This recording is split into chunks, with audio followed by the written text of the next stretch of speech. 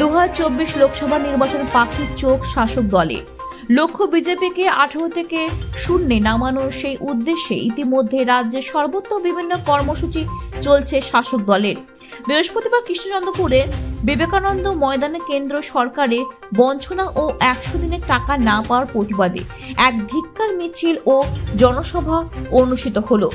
অংশগ্রহণকারী খাটির বাজার থেকে প্রায় 6 কিলোমিটার ধিক্কার মিছিলে গা মিলিয়ে সায়নী ঘোষ এই সভায় অংশগ্রহণ করেন।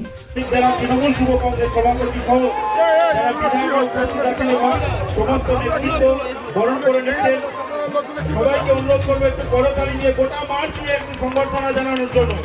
যারা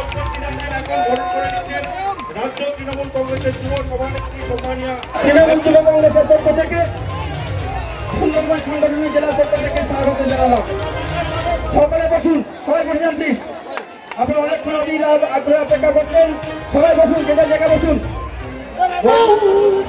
নিত্য কল্প তরু নিতাই প্রেম দাতা জগৎ গুরু একলা নিতাই, হরি নাম নিয়ে জগৎ মাতালে আমার একলা নিতাই। আর একটা দিকে কি বলি, হতে দে পাল তুলে দে ও মাঝি হেলা করিস না, ছেড়ে দে নৌকায় আমি যাব মদিনা।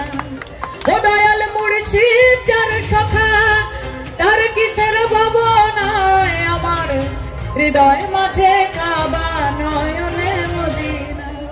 আমি তো বাংলার মেয়ে, আমি তো দুটো একসাথে গাইতে পারছি, আমার তো সংকোচ হচ্ছে না।